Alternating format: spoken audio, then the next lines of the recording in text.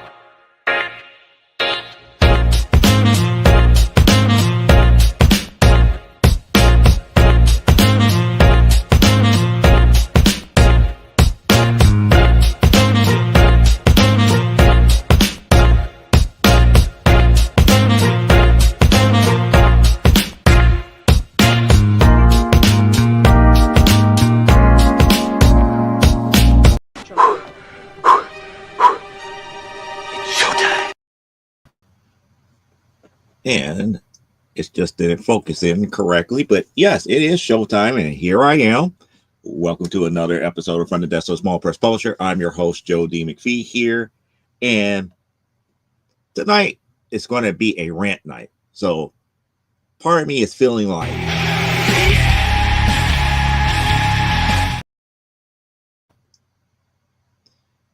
I'm telling you, people have really got me. Oh, there's Aaron. It's like we about to get it going here, Aaron. We're about to get it going here. So without further ado here, let's go ahead and get the business side of things out the way here. And the typical business stuff here. Stupid o'clock, 1 hour into the show, when we if we go to a second hour, the rant might go a second hour into a second hour here, our second hour for the show here.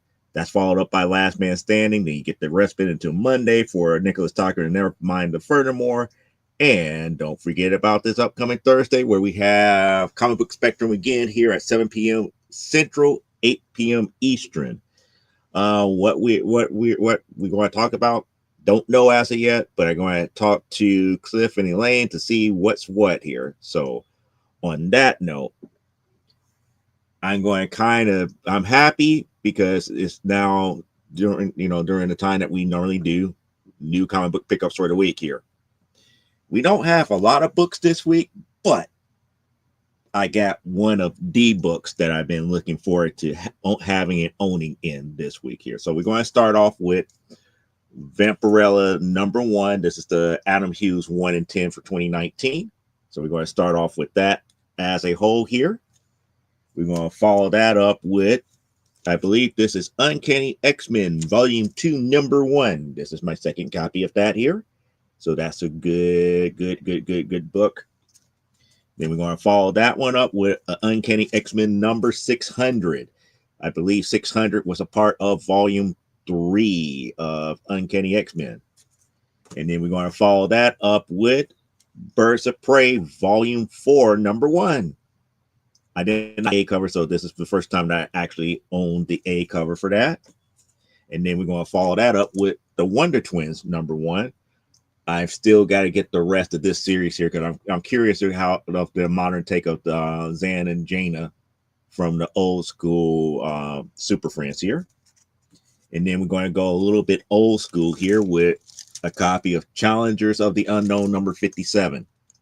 So for those who are not fans of the Challengers, it's a good old read if you like things kind of like the Fantastic Four or Super Science type stuff. This is a good read for you here.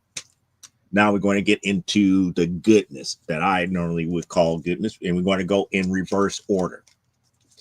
From Volume 2, this is Wonder Woman issue 105. So this is the first cover appearance of Cassandra Sandsmart here in comic book continuity with Wonder Woman Volume 2 105. Then we're going to follow that up with, from Volume 1, Wonder Woman 157. So now I'm closing in on that magic number at this point here. And yes, Challengers is very interesting. It's a very interesting read. And for those who don't know, and I'm going to put this down for a second here since Aaron brought it up here. Challengers of the Unknown 3 was the prototype for what Marvel eventually came out with for Fantastic Four. The main difference between what happened in Challengers and Fantastic Four is that in Challengers, one of the Challengers of the Unknown had all four powers that the Fantastic Four had. They didn't have the family dynamic. It wasn't four different people. It was one person with all four the prototype powers of the Fantastic Four all in one issue here. So if you want to know what the Fantastic Four could have been like, go back and read Challengers of the Unknown from Volume 1, issue number 3. So that's history here. So coming back, 157 was one of the ones that I'm looking for now. So now, oh, yep, that is pretty cool here. That is pretty cool here. So that's one of the ones I was looking for. Now, the next book is something that I've been waiting to own for quite some time. I finally was able to get one here. Here it is. It is Wonder Woman 106, the classic wanted poster cover. It is cover firmly attached. The staples are a little bit rusty and the centerfold is attached here. So it's the full book, full complete book. Was able to pay under $100 for it. And when I say under, I think the final price I paid for it was like $78. But finally I got 108 in hand now. So that brings us to the end of new comic book pickups for the week, but it also brings us to the updates here, dealing first with the collections aspect here.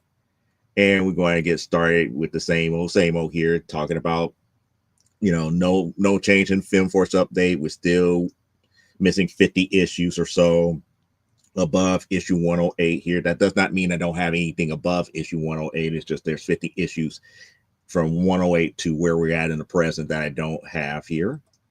No change in Spider-Woman. As of right now, I do believe I have a 5 and a 7 for volume 8. So volume 8 about to be complete as soon as it comes in through the mail here. No real change in Uncanny X-Men as of right now. I haven't really been seeking out volume 6. And I do know that I'm missing issues 2 through 21. So I can narrow that down because I have the one comic book store that pulls my books now pulling the Uncanny X-Men from volume 6 for me. For regular X-Men, no change there. We're still, doing the same old, trying to find the missing issues between volume 5 and 6. Most of those are more recent volumes here. Same thing for Mr. Miracle. Still tracking down at issue 19, 23, and 24. If I do that, I will have everything that is Mr. Miracle related, including the Source of Freedom series and the Seven Soldiers Mr. Miracle short story. The only change that did happen here is dealing with the Wonder Womans here. I now, with the addition of issue 157, now I have every issue from volume 1 from issue 149 to the current issue. I am now missing only 110 issues for issues below 149. That does not mean that I don't have any issues below 149, because as you saw earlier, I have a 106. I do have other issues in between 1 and 149, but it's 110 of them that I'm still missing as a whole here.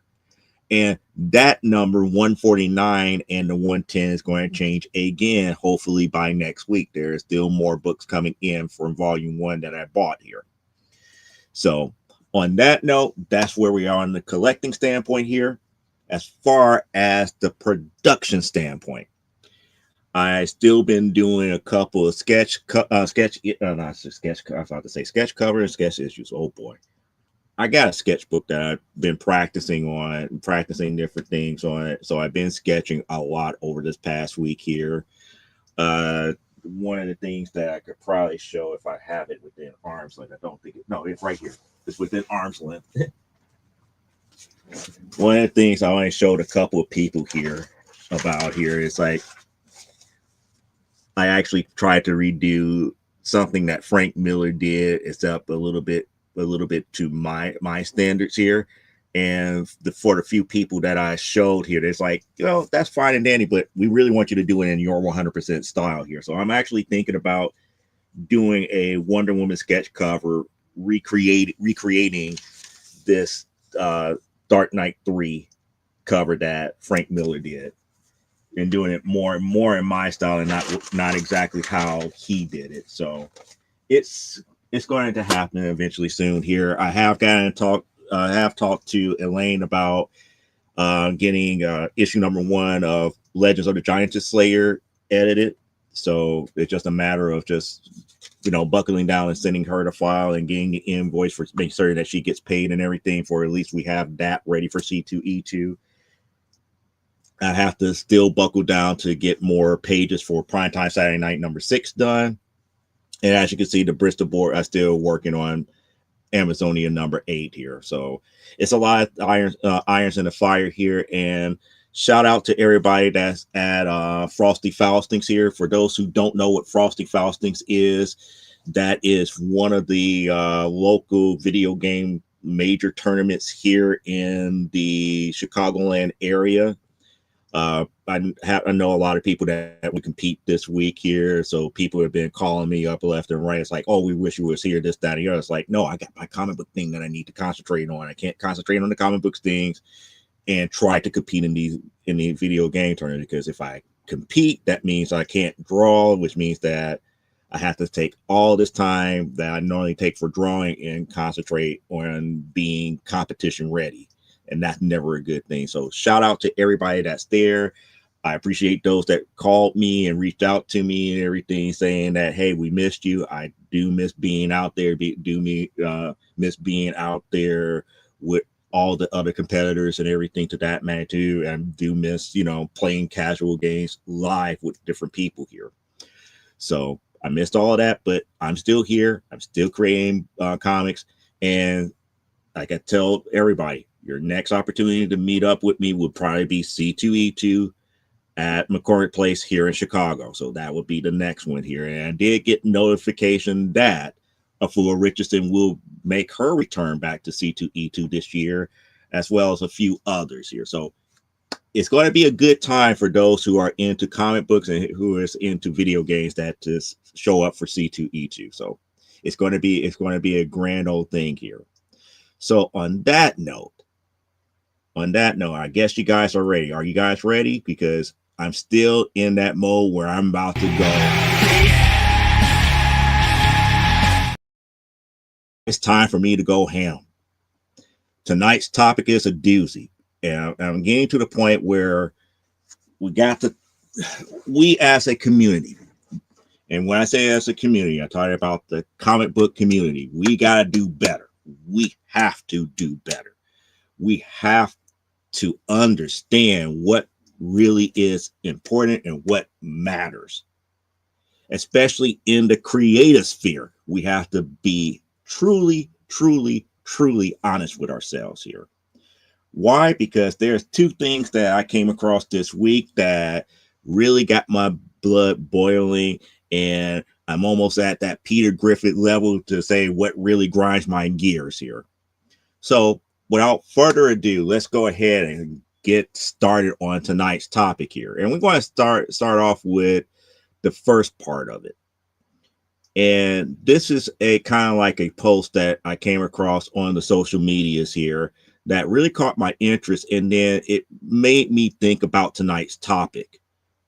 And that post is, and I'm going to read it here. This is up here. It's like, DC's comic president admits Japanese manga makes him question what's missing in Western comics. And I'm going like, okay, here we go again. Here we go again. we're about to split hairs, and we're about to, you know, to put everything in these nice little buckets and not truly talk about the real problem as a whole, dealing with comic book culture here in the West. We're going we're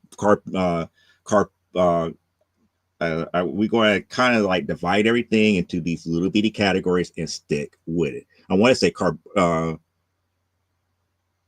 compartmentalize these things into these little bitty smaller items. It's like, no, we got to talk about the bigger culture aspect of it. But the post really says that's like DC President Jim Lee says that Japanese manga and anime are incredibly powerful and makes him reflect on what Western comics might be missing. It's not just hero stories. There's much a wider range of genres, Lee said. He added that he's very happy to see that manga succeeds as it gives a goal for him to aim for. And I go like, let me do my pie main. I'm about to blow that argument out the water here in a second here. I often find myself wondering what is missing in Western comics and why aren't they able to achieve the same flavor, he explained. I think manga has an advantage over American comics, which mostly focus on superheroes, the area where most sales and readership are concentrated. In Japan, manga is closer to literature. That's one of the few things that he said right so far. Anyone can read it. It's not just about hero. It covers a wide range of genres from cooking to soccer. There are so many kinds of stories that can be told. Okay. So he's up here wondering what is missing in Western comics. He's comparing it to manga. And I'm up here, it's like comparing apples to apples. The difference between manga and Western comics is not the comic itself. It's the culture. He said it part of the answer correctly. Manga is closer to literature. I want to go a step further. When it comes to comics, over in any other country but here in the United States or in the Western part of the world, comics is looked at as an art form. It takes the form of literature. It takes the form of artwork. It takes the form of a combination of both things. It is not looked at as a child's medium. When you have that aspect and understand that part of culture and really embody that culture, anybody and everybody will pick it up and read it. Now, does genre or the type of story that's being told matters? Yes, it does. Is it the main problem in Western comics? No, it's not. Why? Because of the simple fact that Western comics is not truly geared towards superheroes. There are other stories that's being told, but they're being told in such a way in the comic book form that it is not reaching a mainstream audience. And don't make me go back to defining definitions of mainstream for you guys here, because if you're going to tell me, oh, mainstream, if Marvel and DC need to do, it's like, no, you make things mainstream. Get Marvel and DC off the mind, get Image off the mind. You, the reader, the person who picks up these books, you make it mainstream. Why? Because of the simple fact that it takes you to buy it, it takes you to talk about it to make it a household name. If it wasn't a favorite of yours, you would just pick it up and put it off to the side, and nobody would ever hear, hide, nor hear about it. But because you become a fan, because you tell other people, that's how you make something mainstream. So it doesn't matter if Marvel or DC or Image or Top Cow or all these other bigger companies produce it.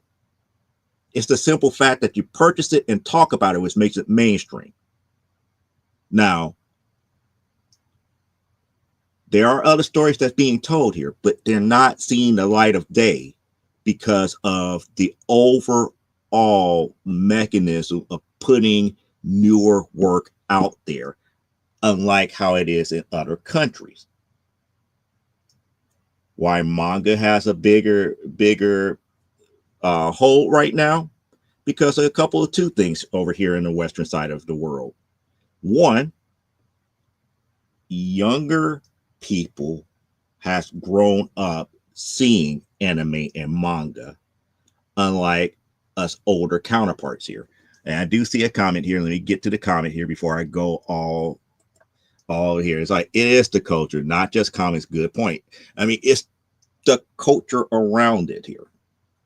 Now, when I say the younger people, I'm talking about those who are like, I would say those who were pretty much born from like maybe 1990 to now, had greater access to manga and anime than people who were born before 1990.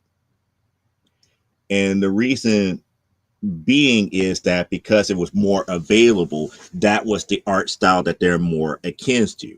Now, that doesn't necessarily mean that they can't get with or jive with American comic art, but that's more of the culture that they grew up with. So now let's take it a step further.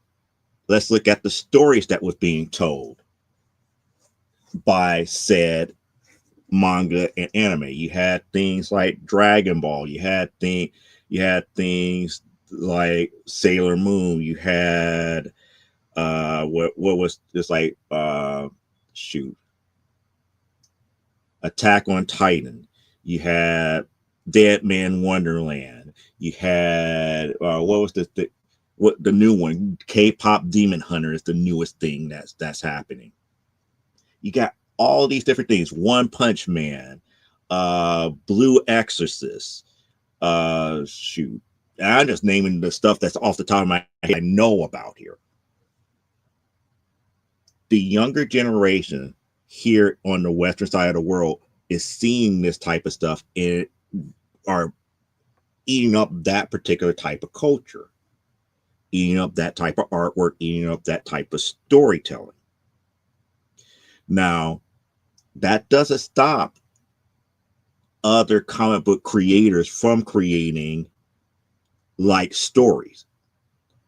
But the problem really lies more along the lines of the simple fact that because you got marketeers in the bigger companies that still forcing a lot of the superhero stuff and not going back to the variety that they have back in the day. Because you have to think about it.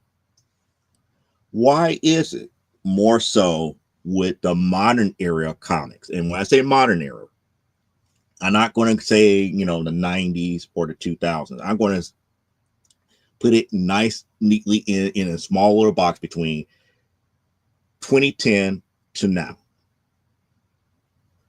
2010 to now really has been, we're going to focus in on the superhero genre. We have given up on ongoing series that is pretty much one issue and out for each and every story. So with that being stated, we can't really do like a romance story.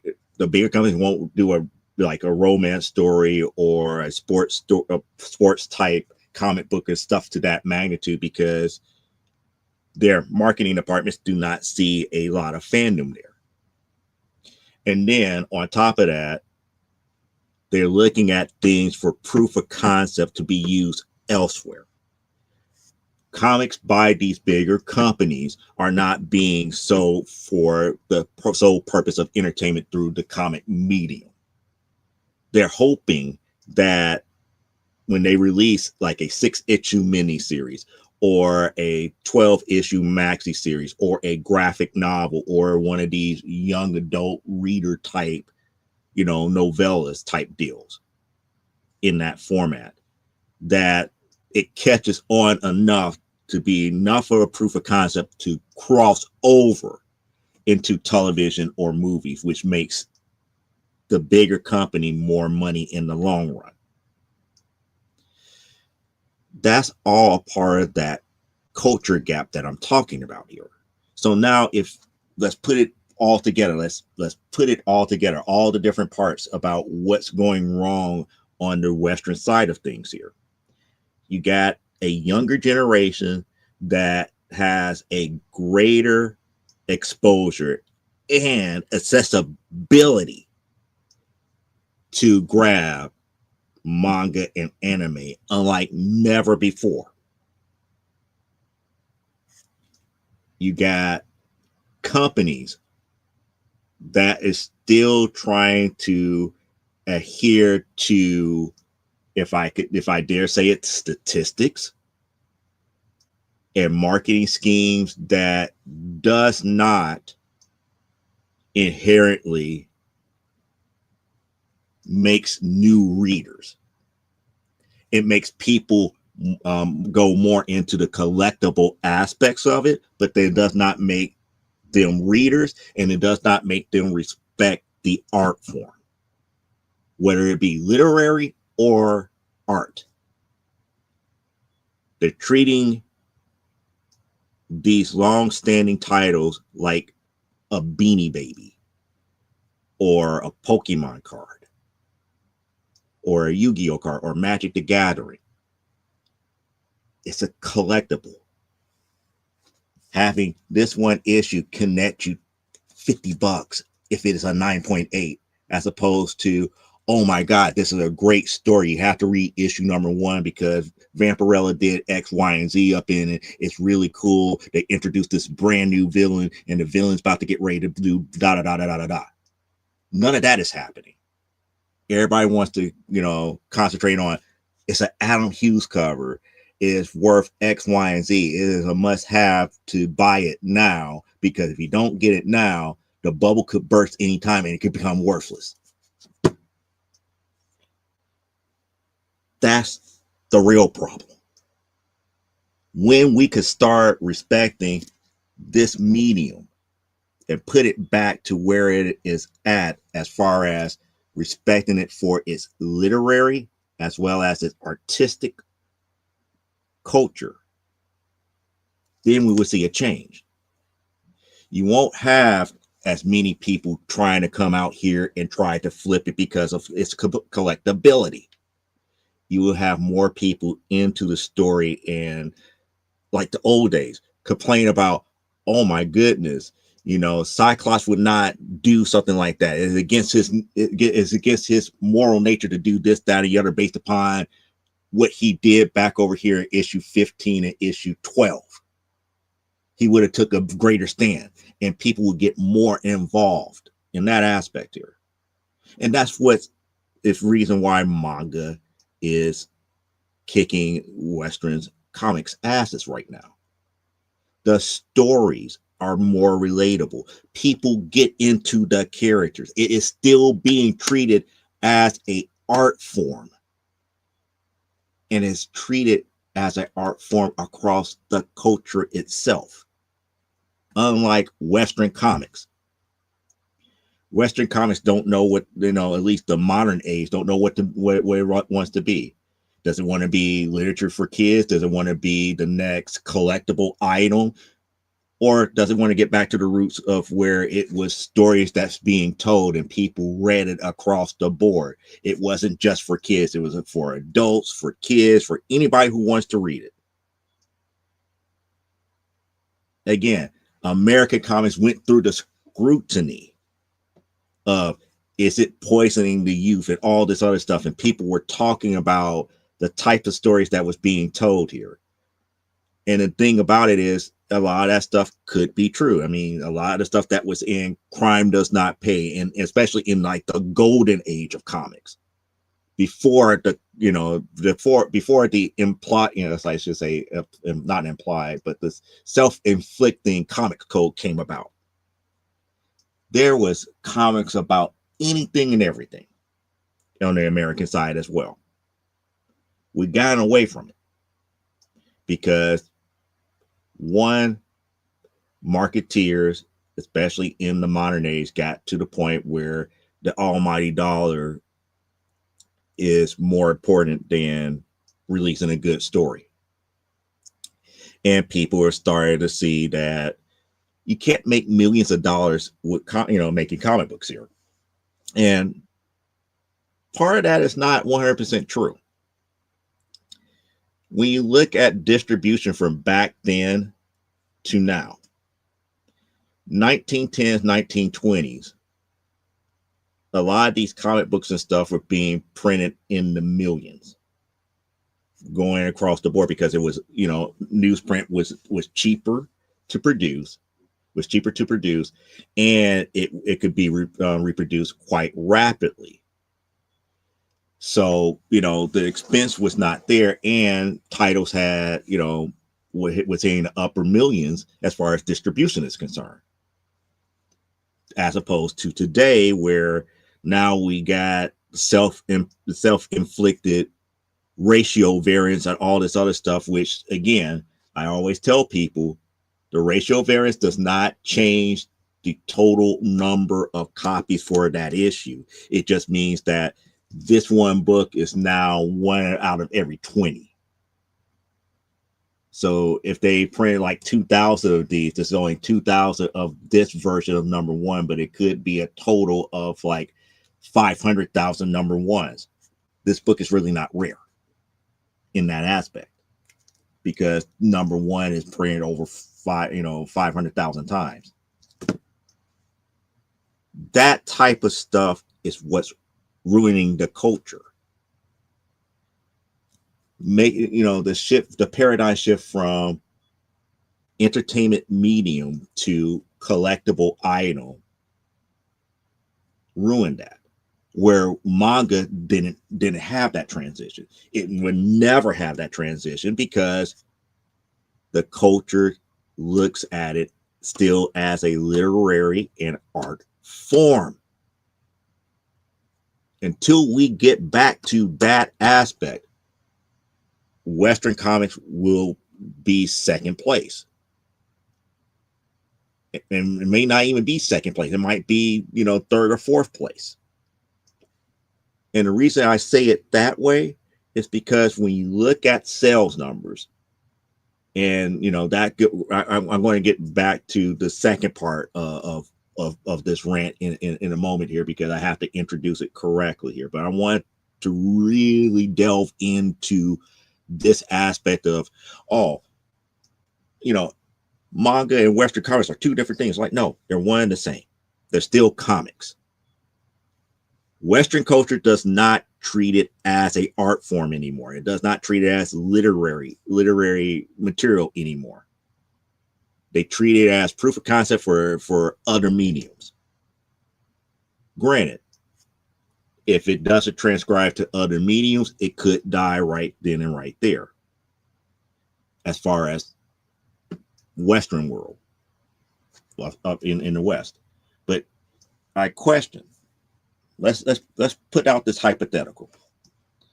Let's say if we right this ship and change the culture of Western comics to mimic exactly what manga has, where we start back to treating comics as a literary and artful type of endeavor, and we start creating better stories and get the fan numbers back up and the buying numbers back up. It's not about what people are buying here in the States anymore. It would become more about what people are buying all over the world. There was a time where other countries were getting Batman, Superman, X-Men, Avengers, all those comics in other countries, and they were being produced for other countries. Now, not so much, but yet manga is still being produced for other countries. It's still being produced here for readers in the United States. And that's all because we lost a lot of the culture behind why we read comics. We didn't read comics back in the day because it was a collectible. We read it because we loved the story. We loved what was going up in it. We had our favorites. Fast forward to like the 90s when the new Renaissance came in, where everything started to look more like a pinup. People like President Jim Lee changed the landscape because they didn't like how the old way of doing things. And then the concept of variant covers really sprung up more so than ever before. Those slight changes in production scared a lot of people out of it because it was no longer about reading newer stuff or coming up with newer concepts. Yes, Image did bring out a couple of new ideas and everything in its initial first go, but Image 2.0 has really made 90 Image look silly. Why I say that? Because let's look at it. When you put things like Spawn, Youngblood, Supreme up against things such as Walking Dead, Sex Criminals, Saga, who wins? I believe 2.0 wins because those are bigger mainstay than the other ones that was in the 90s. Those stories were creative. Those stories were not superhero driven. Those stories were something that was way beyond what the normal scope of things were. And I still sit back and think, it's like, if it wasn't for Image 2.0, would we have an 8 billion genies? Would we have a Saga? Would we have Sex Criminals? Would we have Walking Dead? Would we have a lot of these newer nuanced comics coming out in the late 2000s going into the 2010s the way that we did? So it's like I said, it comes back down to the culture. We have to get back to understanding that comics is a literary and artistic endeavor, not just a collectible. It's not just like a trinket. I shouldn't call it a trinket. It's not like how you go and buy like a Hot Wheels from like 1930 something and it's worth money. Or it's not like philately. And philately, for those who don't know, stamp collecting. It's not like you find an old stamp and this, that, and the other, and it's worth money. There is a story that is contained within the graphics and dialogue in these books. We have to get back to valuing that more so than the price of what the cover may have here, or how much demand a cover is demanding on a particular version of an issue number one, and all this other stuff where people are trying to make it into like the next major big collectible. And for those who want their favorite stories to cross over into television and movies, the fastest way to do that is make it mainstream. Not to wait for a Marvel or DC or Image to shove it down your throat, but find something that you like and start talking about it to the point where you get other people excited. And those excited people will start telling other people, and so on and so on and so on. When you do that, guess who come knocking at the door? The TV people, the movie people, and they start working with said individuals here. Oh, I'm ranting. I'm ranting, Elaine here. We started off with the whole, and I'm going to show you real quick here. We started off with the whole Jim Lee thing, talking about, it's like Japanese manga makes him question what is missing in Western comics. And I'm up here saying it's like, well, it's not exactly what is missing in Western comics, is what's missing in the West as a whole here. And that is we stop treating comics as a literary and artistic form. We're now treating it as a collectible, like a Beanie Baby. In Japan, they still treat it as a literary form. They treat it, in the same vein as like Harlequin novels back in the day. Something that is quick, easy, digestible, entertaining read that is technically a little bit throwaway. Some people really collect them and others don't, but people read them for entertainment. There's not really a over, if I could say, commitment to the overall value of what the book, the rarity and the overall value of the book itself. What's contained between the cover is more important to them. And that's really what's truly missing in the Western side of things. It's not necessarily the fact that nobody's writing anything about cooking and all this other stuff. It's like people are writing those type of comic books, but they don't hit the mainstream because people don't know about them. They're not going out seeking them. And then when they do find people who are doing and writing them, they're not buying it enough to tell other people where to find them. And Elaine says, yeah, I saw that. Yeah. And I'm not saying that Jim Lee is completely off base here, but I think his question is truly flawed because it comes back down to the overall culture of the West of how we treat comics. If we treated comics exactly the same as those who create manga in Japan, it would be a different story. No pun intended. It would be a difference in how we approach that question. But it is not, because the culture over here is not the exact same. We treat the medium different. And we need to change that. This is the reason why I made this topic change the culture to gain the industry.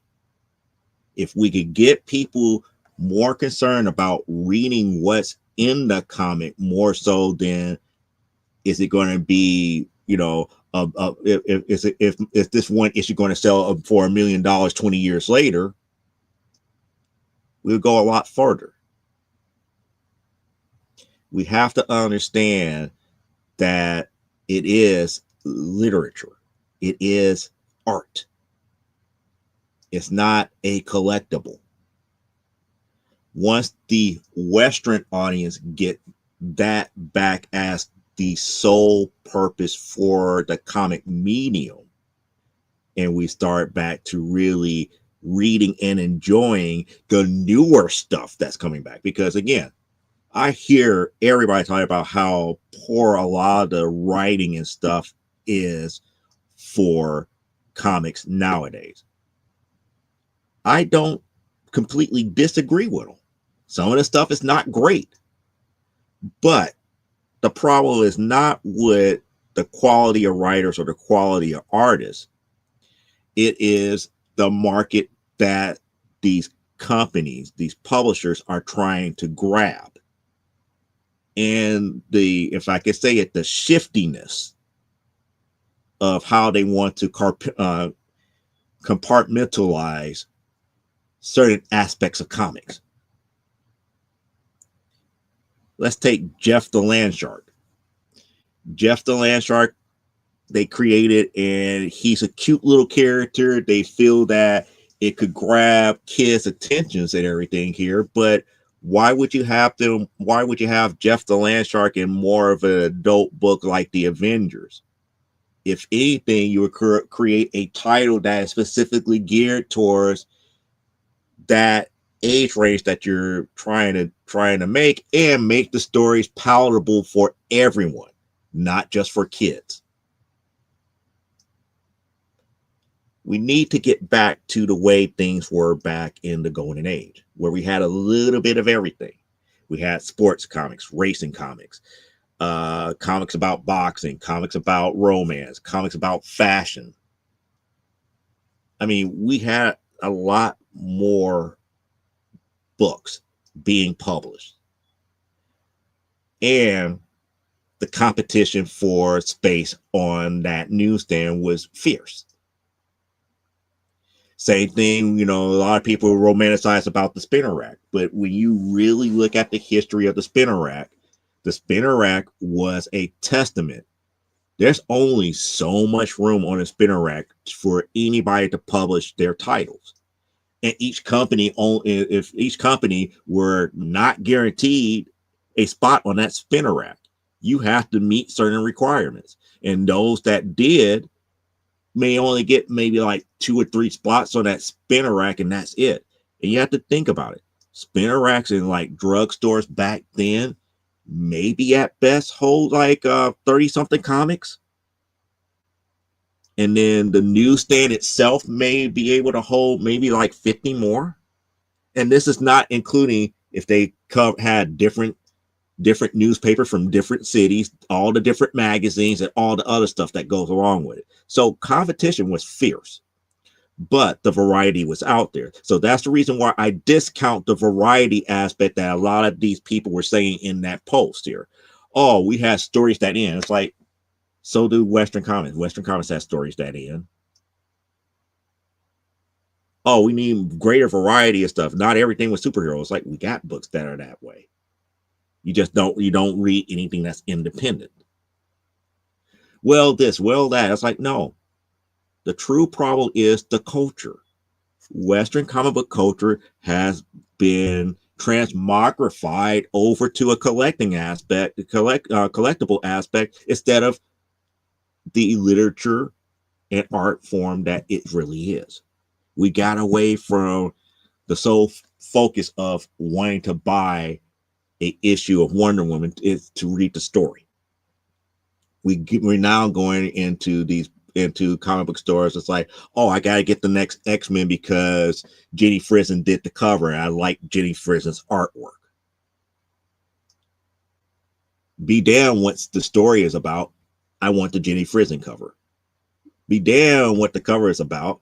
I want that cover by David Nakayama.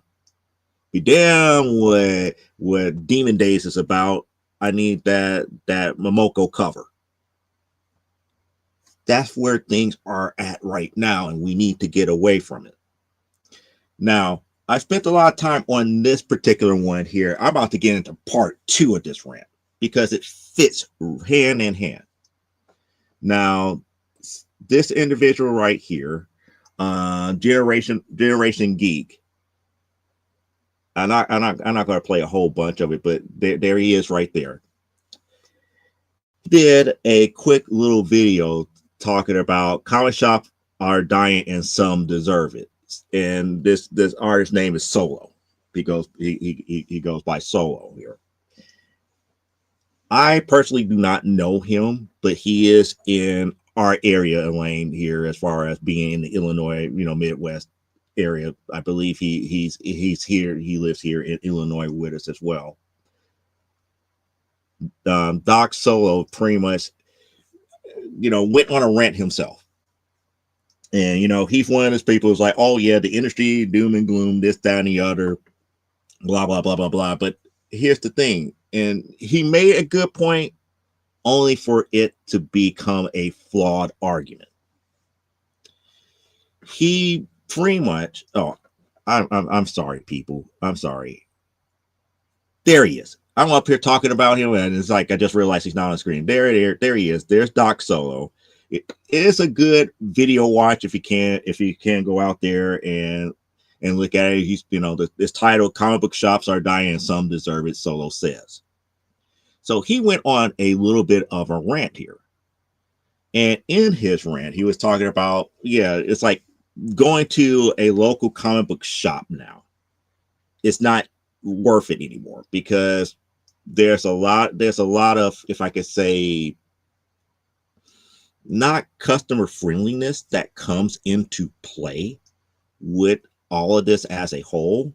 As far as if you're a person coming in for the very first time, you're not necessarily greeted warmly. You're not, people don't want to answer questions, this, that, and the other, yada, yada, yada. We all have those experiences if you are a long time comic book reader. We all have, stories where we go into a comic book store and we're not treated the best here. So he takes it a step further, saying because of the nature of the people that's getting hired to work at these stores, the industry is kind of dying because nobody is really going to come into a store to actually buy books, especially if there's like arbitrary rules and all these other ambiguous type things that you have to jump through, like loops and hoops and everything to get whatever book that you want here. So in his video, he talks about his experience about he went to one store, way out in the boonies, and it was like one of the best experience ever. He was trying to, as a independent creator and a person who is trying to set up a artistry school for comics, he's trying to do a lot of the groundwork and everything to, kind of get the word out, and the store was receptive, and everything was good. He hit it off with said owner and everything. Everything was hunky dory, and out of respect, he bought a couple of sketchbooks, blank sketch covers that he could use for later because that's how he makes his bread and butter. Everything was great. Now this owner told him to go to this other store. It's like, hey, since we like you, why don't you go over here? Tell them we sent you and this, that, and the other, blah, blah, blah, blah, blah, blah, blah. He goes to the other store. 9-day difference. Treated him like crap. The person really didn't, kind of like, nah, not really into that, blah, blah, blah, blah, blah. It's like the store wouldn't be into yada, yada, yada. He did his best to shoot his shot. And it's like, it's like, okay, fine. It's like, well, because, such sent us over here. It's like, hey, let's see what you got for your sketch covers and this, that, and the other. So he goes over to the sketch covers, grabbed a couple, and then he gets hit with this whole arbitrary rule. It's like, oh, it's only one per customer for some of these titles and blah, blah, blah, blah, blah. And dude lost it at that point. And all up there was like, you know what? This is where your argument gets flawed at. Because when we think about customer service and stores, and especially when it comes to comic book shops here, one, comic book shops are innately cliquish. I hate to say that here. Yeah, that's because Graham Crackers is a sucky joint, but I have never felt unwelcome at First Stage or Quimby's. I have never been to Quimby's. Now, since you mentioned Graham Crackers, and I know this guy mentioned Graham Crackers, now I've been through several different generations of people who manage Graham Crackers. I have actually met the owner of Graham Crackers. I know what he's talking about. Meeting the owner and talking to the owner, that's one thing. Do I get along with him? Not so much. When he's there running any one of his stores, now mind you, I'm glad that he's further south. And when I say further south, we're not talking about in the suburbs. He's in one of the graham crackers that's in one of the southern parts of the state here. I'm happy that he's down there because the way that he runs the store, rough, very, very rough. And I'm wondering if he actually was talking about that guy, about when he talked about graham crackers. Now, my experience with graham crackers outside of the owner really depends upon the manager. I was good friends with at least 4 different managers at graham crackers. 3 of them I knew from the well, actually all 4 I knew from the Loop location, the one off of Madison. All of them, except for one, all except for one had moved on to a store. One went to a different location in Streeterville for the Streeterville location, and I've been to that Streeterville store. Store is excellent. One went on and created his own store, which eventually became Challengers. I haven't been to Challengers as of yet, but before he became a shop owner himself, he was a decent guy. He was a decent guy that knew everything, and we could ask him for anything. The other one, he worked and worked and worked, and I believe he got a different store in one of the suburbs. And then the 4th one was the manager until they hired this brand new guy here that I have no idea, but he's rarely there, so I just know who to talk to if I need anything. But do I go out my way to get my comics pulled at graham crackers? No, not at all.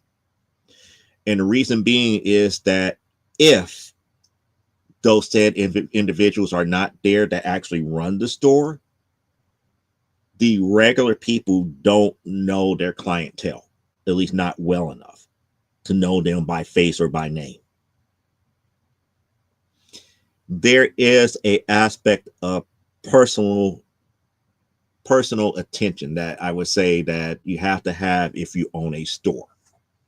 You have to know the people that coming in that actually either buys on every Wednesday that comes in, either recognize the face or recognize the name, or the people that have pull lists there where they come in. You don't have to be up here like, oh, may I have your name, or hello, you'd be like, hey, such and such, we got your books in today. I think we have X, Y, and Z that you might be interested in. And that's the other thing. They have to learn a clientele to at least, if I could say, test the waters to see what they might actually want to be into beyond what they already collect. Take interest in their interest per se. That was the one thing that he never did mention in this one here.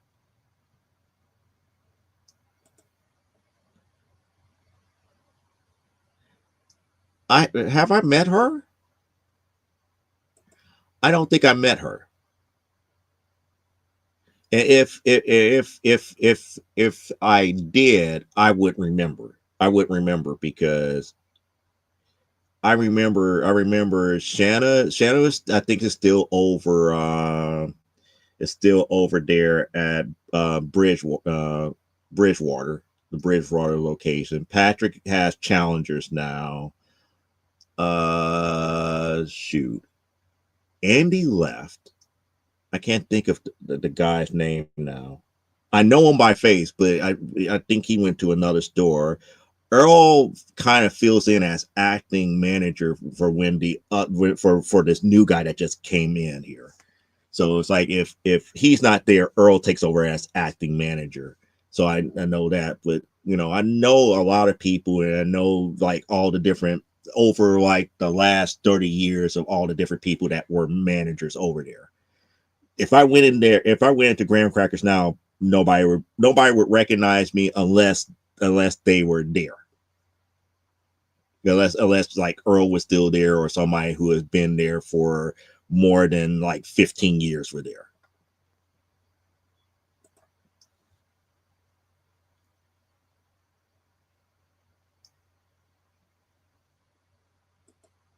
Yeah, that's why James named it because because he did.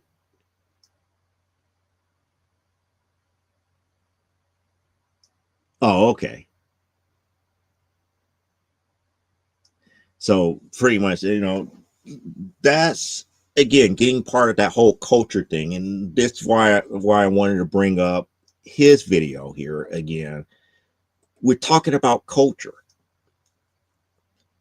Local comic book shops, they got the raw end of the stick when it comes to the business aspect of it.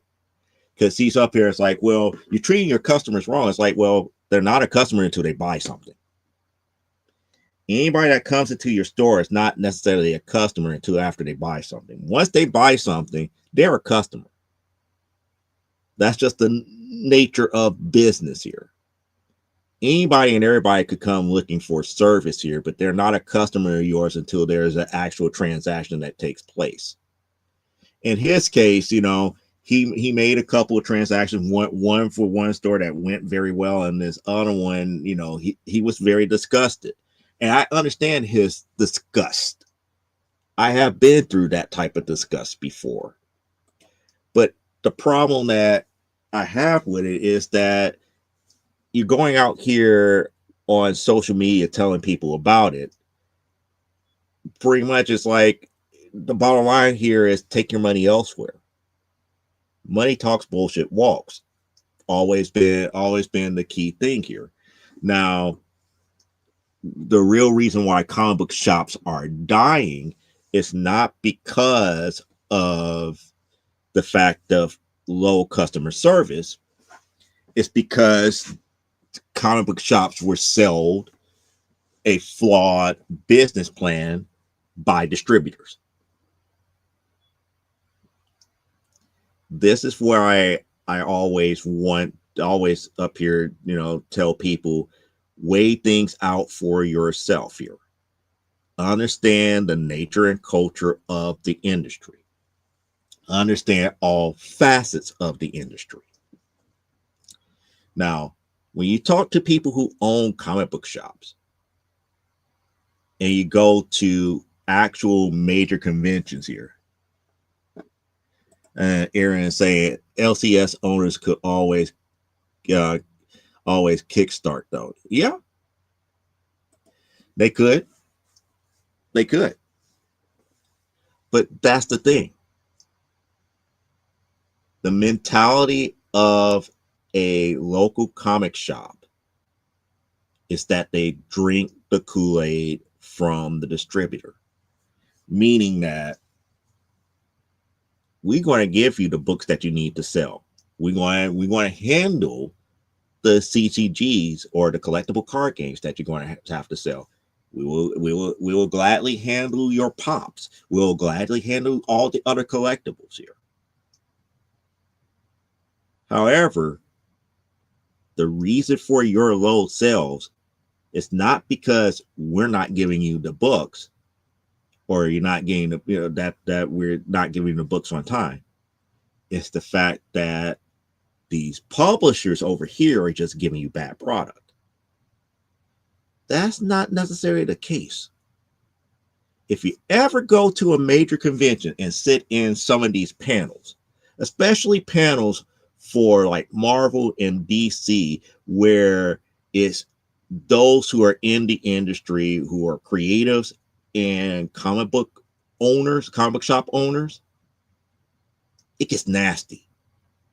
It gets very nasty because these comic book shop owners are saying, hey, I have hundreds of people who read X-Men. You did X, Y, and Z in this book. They hate that type of stuff. Stop doing it. will lose money because they will drop the book if you continue on doing this. Marvel and DC would be like, okay, thanks for telling us. Next. And then you got the distributors on in their ear as well. It's like, well, I don't care if you got, 40 to 100 people that want this independent book that from a company that we never heard about. You still want to buy your Marvel and DC stuff because that's where your bread and butter lies at. We're not trying to help little bitty independent publisher over here who might have the next big thing, because it's never guaranteed that they could come out on time and meet our criterion for purchase orders and distribution. So a lot of times they won't carry books from people like myself and other small press publishers because they want to treat their distribution platform as if they are a publisher themselves. Local comic book shops get it up the yin yang from both ends. So do I give them leeway or do I feel sorry for them? Hell no. Because again, it would take comic book shops to get to the point where maybe you need to stop using some of these distribution outlets. Again, we had the Death of Diamond. The Death of Diamond should open up the doors for newer distributors to come in for them to get kind of like a bargain. In addition to that, maybe you need to have more faith in those who are publishing independent from those distributors. Everybody wants to back a winner. It depends on what you decide as a winner. And Aaron, to your point here, yeah, they could back Kickstarter projects and this, that, and the other, but you have to have a fan base before you kickstart. So for a local comic book shop to start supporting Kickstarter projects, you're going to have people come to you and be like, hey, I like this idea over here. I saw it on Kickstarter. Can you get it? This comes back to what Doc Solo was saying about knowing your clientele. Yeah, everybody's going to buy the Superman and Batmans and Spider-Mans, but if you got 30 or 40 people that want XYZ book that's going to be coming out from Kickstarter, you might have to scratch your head for a second. It's like, hey, can I put maybe like $200 or $300 aside for a retailer package that they offer? And test the waters that way. And then on top of that, are they willing to do their homework to see, it's like, well, after they kickstart, are they planning to have another issue coming out? Are they going to go back to Kickstarter? Do they have their own company page? If I got more people after I get whatever 5 or 20 or 25 issues of this here, can I get more of them directly from them? There's a lot of stuff that goes into this type of aspect of owning a shop that people just discount. And again, it comes back down to the culture of reading as opposed to treating it as a collectible. Because if you treat it as a collectible, why would I need to go through the middleman for a comic book shop when I could go directly to Kickstarter myself here? But if we're really treating it as literary and artistic endeavors, why not have these stores involved? Why not get the support that it is?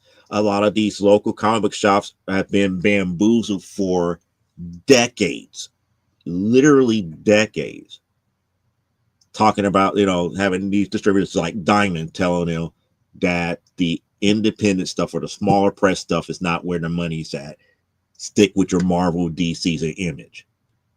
It has always been that way, and they've been getting screwed up the yin yang, because Once something bad happens story wise, or the quality of story goes down, and they can't sell the Marvel and DC books, and they're going to have trouble making ends meet, what typically happens after that? We're going to stop concentrating on comics. Now we're going to concentrate on Yu-Gi-Oh! And Pokemon and Magic the Gathering cards. Or we're going to concentrate on pops. Or we're going to concentrate on movies. Or we're going to concentrate on video games. Or we're going to concentrate on a little bit of everything else and hold tournaments and stuff to get people into the shops and hopefully buy some comics. People need to understand that this is very systemic. It's not something that is just fly by night. Oh, I got the ultimate solution. It's like, no, this has been a systemic thing for decades. And the ship is about to get righted because Diamond has gone away.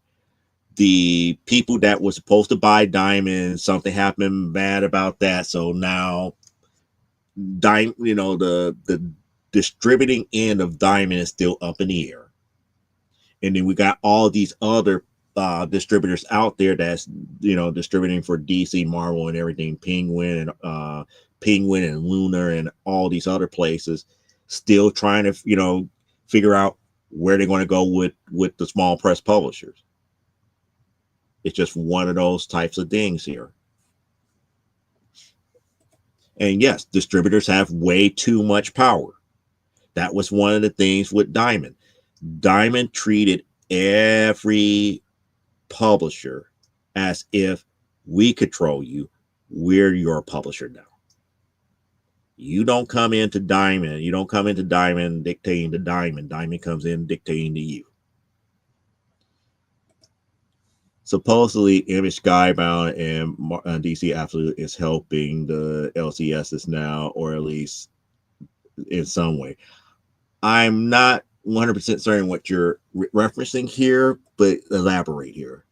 A LCS supposedly recently had to kickstart to stay in business, and they spent too much on Marvel. Yeah, but that's the old system. Again, the creation of the direct market. That's why I always tell people, learn history. I always point people back to the articles that Chuck, from the owner of Miles High Comics, put out there, talking about the creation of the direct market and how the direct market and the collapse of distribution back in like the late 70s, early 80s, where Diamond came to power, messed up a lot of local comic book shops. There was a lot more distributors out there for comics and everything, but DC, in their infinite wisdom, and then Marvel came in and joined in, decided to like, okay, we're going to stop our own distribution. We're going to stop our own printing and everything. And then we're going to change the criteria for distributors to distribute our books. If you're not selling X, Y, and Z amount of our books per month or per quarter, we're just not going to allow you to offer it. We're not, you can't be a distributor of ours. And they played that competition all the way down until there was only one left, which was Diamond. And with the direct market being the way that it is, and funneling everything through comic book shops, all the newer comic book shops came and went within the first 2 to 3 years of its being out, because it drove them into bankruptcy. It was no way in the world that a brand new comic book shop, unless it's being funded by a hedge fund, could sell the type of books that were being put out new on a monthly basis, especially in the early 90s. It's like, as soon as one comic book shop pops up, it was dead as a doornail within a year. The only way that stores now survive is because they just can't solely offer comic books. They have to have Magic the Gathering tournaments, video game tournaments, something else that brings in revenue.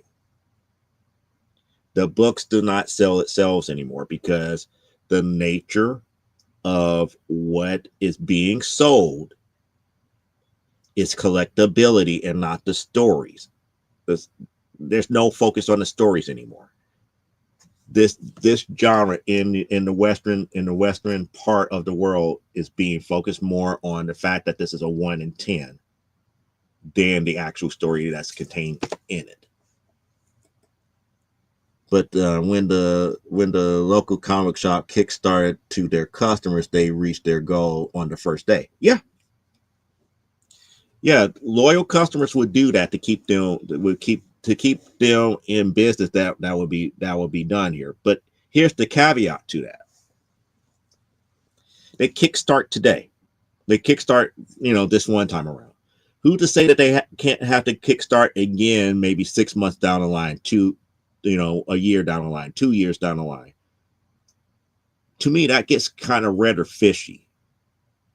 If it was like a one-off thing where something had happened, where there's like a terrible loss or something to that magnitude, or somebody just died out of nowhere and this, that, and the other, and they just needed the money to continue operating and they could get solvent if they reach this one goal, that's one thing. But if they get solvent and then 2 years down the line they have to do it again, I will have that big old question mark. It's like, why did I back the first campaign? Not only am I coming with my money and buying books from you, how come you're back in the same predicament, 2 years later? So the comic book community still wants shops, apparently. That's the question. That's the question I put out, that I will put out to Doc Solo, because it's like, you're not going to get around the cliquishness. Certain people, hang around certain circles. You can't get around the cliquishness. Because of that, you're going to have different stores that have different vibes. And one of the things that, if he was here, that we could have a conversation, it's like, to his point, and to help him prove his point, with as many local comic book shops here in the Illinois area, why are my books being pulled by LCS in Arkansas?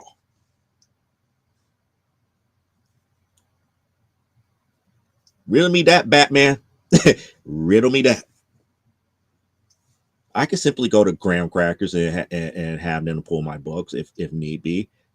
Been there, done that. Probably won't do it again. I have been to other comic book stores. Amazing Fantasy, been there, done that. Like most of my books in the 90s were pulled by Amazing Fantasy. And that, probably won't do it again. I have made more connections with other comic book stores outside of Illinois. For a part of time, Space Cadets Collections in Texas was pulling some books for me. Unfortunately, those titles have went way of the dodo. Therefore, my pull list from them went bye too. But the one staple of a comic book shop here, Flames of the Phoenix, still pulls my books. Yeah, I still pay them.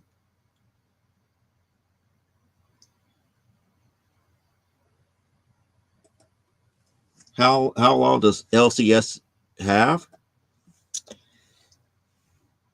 See, that's the thing. There's no doomsday clock on them. As long as there's customers coming in and buying, the doomsday clock will be more along the lines of, how long do you keep said people happy? And that's the thing. One of the things that makes Doc Solo's arguments flawed is that if you got maybe at best 30 customers that come in that are willing to drop thousands of dollars on books every new comic book Wednesday, your hit and miss people that comes in and pull stuff that to pull off the rack doesn't matter anymore. Your bread and butter would be that pull list. The people that come in for the pull list that you know that you're going to get your 5, 6, 8, 9, 10 grand from to keep things going with the distributor. What the real problem is that how do you gain newer customers? The same thing which I was saying about with Jim Lee. You have to change the culture. Comic book shop LCS culture would have to change. Not to say that not all comic books, local comic book shops does not have an inviting atmosphere, but the focus needs to stop being on what you have to sell. It has to be more on, hey, what is let's take you for Aaron. It's like, what is Aaron interested in? Oh, Aaron is interested in Marvel Tales. Guess what? I recently picked up a collection of Marvel Tale books and this, that, and the other. I know that he was looking for issues 50, 51, 52, 63, and 67. So when he comes in next time, I can say, hey, I pulled these 5 issues of Marvel Tales for you because they came in this one collection. I know that you was looking for them. You know, here they are. Let me know if you want to buy them or not. If not, I could go ahead and, file them back into inventory. That's how the culture has to change for local comic book shops. You have to get to know the clientele. People who know me and know me very well at comic book shops, they will be up here. It's like, oh, we got the new Spider-Man here. What my first thing would be like, meh. But if you tell me it's like, hey, I got this brand, this one-off issue from volume 1 of Wonder Woman, and I know that you got, you try to complete your collection. Here, take a look at this. Is this something that you might be interested in? That's how I know that you pay attention.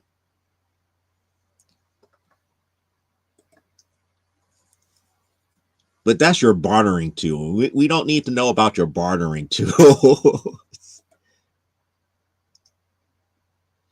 Okay, so yeah, Elaine said hi, Aaron.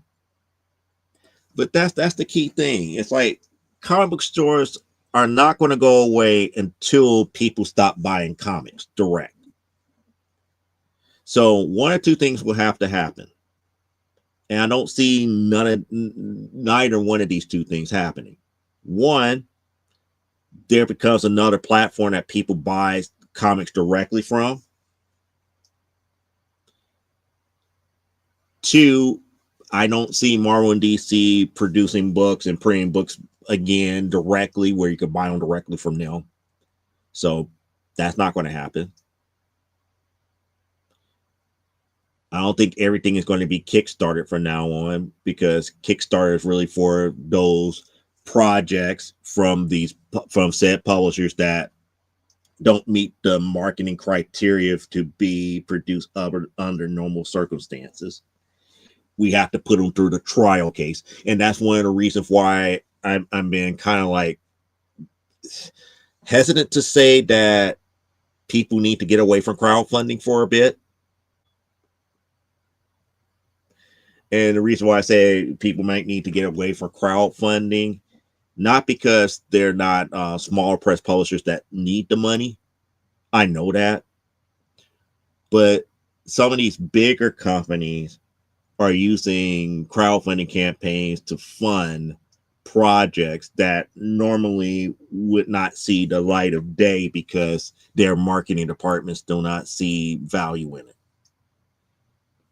So you got creators and stuff from these places such as like Boom and DC and all these little, I would say mid-major publishers going out to crowdfunding, getting these books crowdfunded producing the books, going back to their editor saying, see, we have 50,000 people buying this book.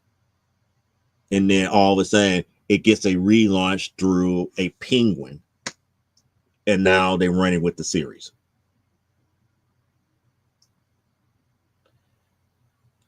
The problem I have with that is not for the fact that they're doing it that way,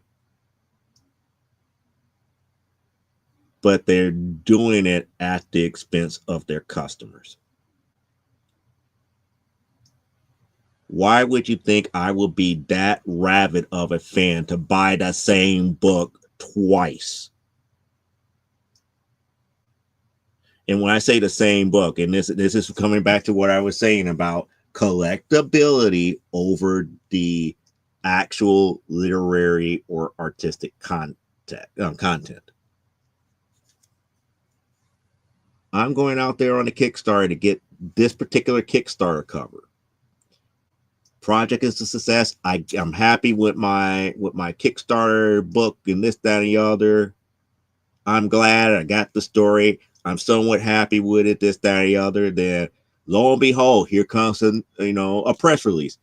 The title is going to be released now, and we're going to start back with issue number 1. And issue number 1 has a different cover than what they had on the crowdfunding campaign. And now you expect me to buy that same issue 1 all over again at a comic book store? So I have to buy the same first issue twice, because if I don't, and it doesn't meet marketing standards for the publishing company, the book that I'm so happy that is finally getting distributed dies right then and there. That's where I always try to tell people about caveat emptor. But understanding how things work helps with that. A lot of times most readers of this genre don't think about the business aspect of it in that aspect. I mean, it's no different than, hopefully I don't knock everything else down here. When I got this book right here, I'm happy I got it because this was actually kickstarted. Dynamite actually kickstart Darkwing Duck here. It was 3 volumes. It was 3 volumes of Darkwing Duck. This volume has the original Darkwing Duck series, the stuff that was done by Marvel. It was like the beginning stuff that was hard to come by, and they did it in volume 1. So I bought the volume 1 hardcover. This is the hardcover. It came with a slipcase and everything, which I haven't put on the book and everything as of yet. Volumes 2 and 3 were the books that were published by Dynamite, because Dynamite had a run of Darkwing Duck themselves. And I sat back and thought about it. It's like, why am I going to buy volumes 2 and 3 when I have every issue that Dynamite did? Why am I going to buy the same thing twice? It doesn't make any sense. I'm not that rabid of a fan to be like, oh, I have to have every last thing here. I just want what I need and what I need to kind of read where things were before Dynamite took over. So I'm appreciative of this. I appreciate the fact that they did the volume 1 of all the stuff that I don't own. And then I found out that they released these books into comic book stores. So I paid a premium to be the first one to have this volume 1. To be like, lo and behold, if I would have waited a little bit longer, I could have gone to a comic book store and actually bought the exact same thing. That hurts. That hurts. That hurts the consumer. Especially in a day and age where FOMO is prevalent and is a selling tool for this medium. It hurts a lot. We got to really think about, we really got to start thinking about the bigger picture. And this is why I say if we can change the culture, you can gain the whole entire industry.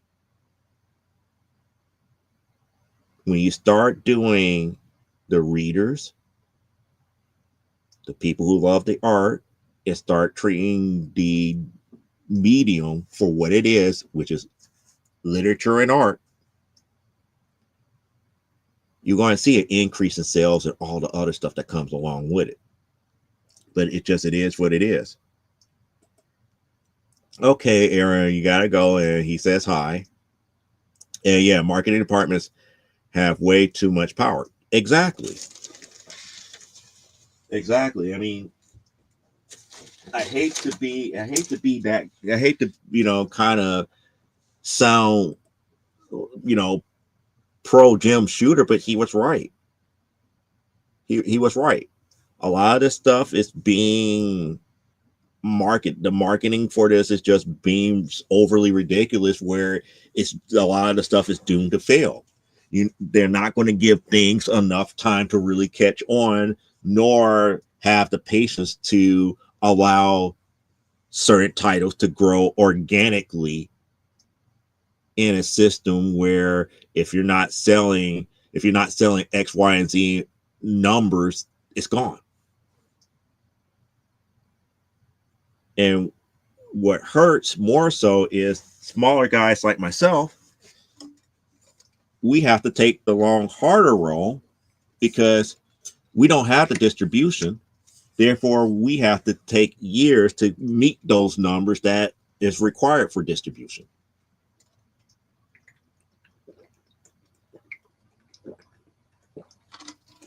So that means we have to try to produce anywhere between 6 to 12 issues, sell as many as we can.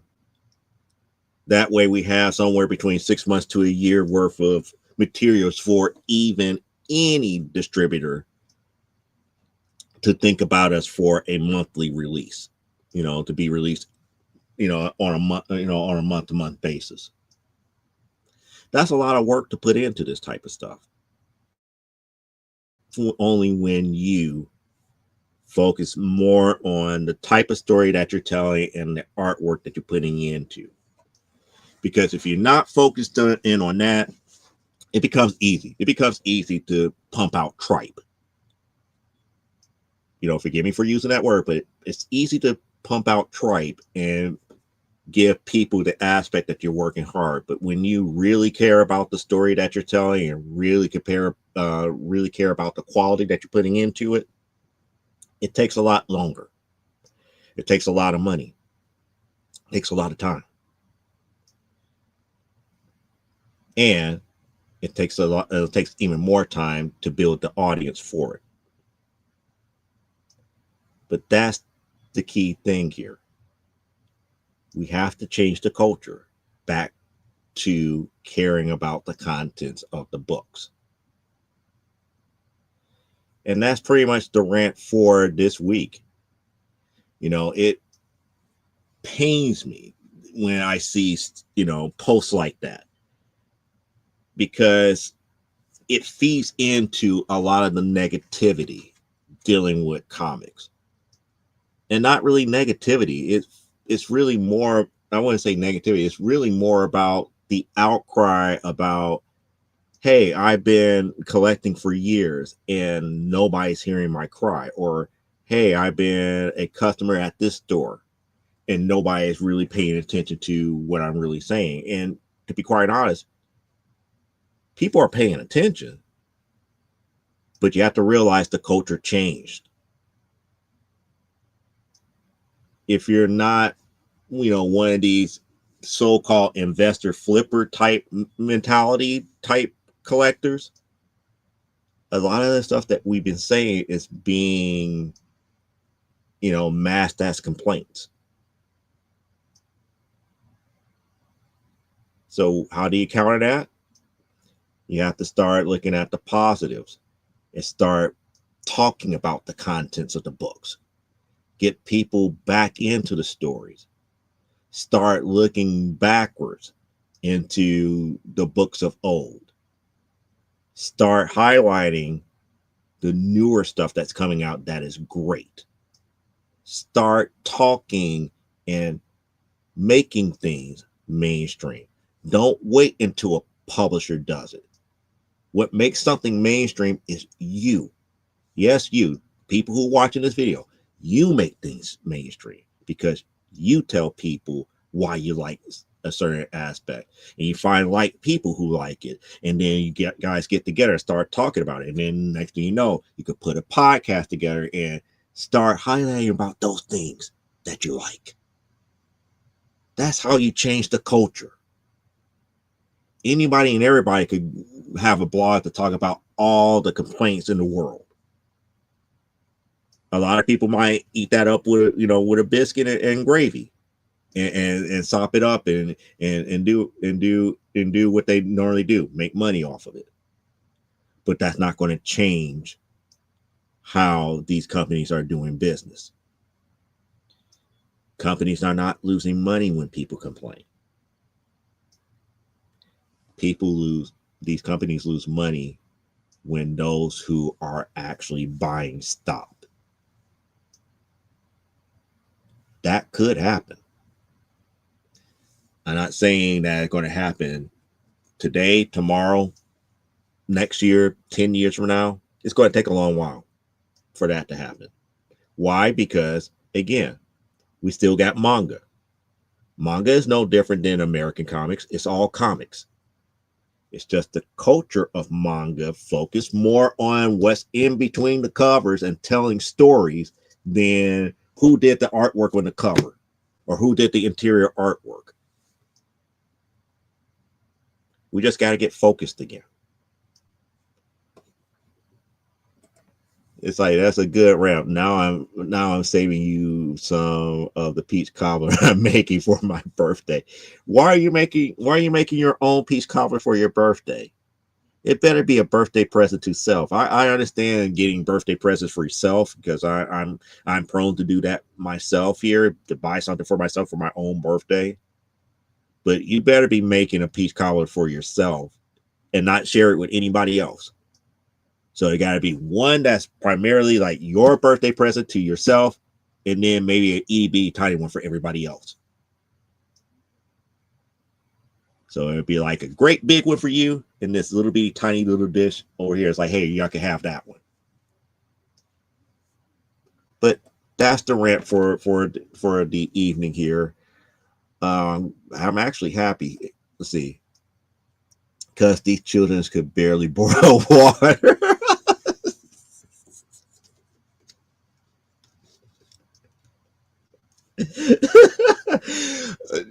Reason I'm laughing is because you made me think about this episode of the Amazing World of Gumball, where Gumball's grandmother, Granny JoJo, was getting into an argument with his mom about what was too dangerous and everything, and pretty much in 1 week that the grandmother was there, the whole family, the father, Gumball, Darwin, and Anais could not do anything. They could not think for themselves. They couldn't do anything because everything was too dangerous. So it made, when you said it's like, well, because everybody over here couldn't boil water, I was like, it made me think about that episode. They'll be like,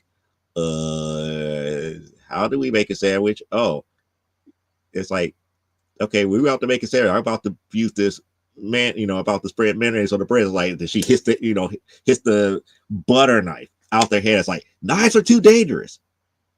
You can't do that. It's like, you can't do this. This is just, she so was worried about the danger of all of these different things that they couldn't function in society. So that would make me think about, oh, they can't boil water. It's like, how can you not boil water?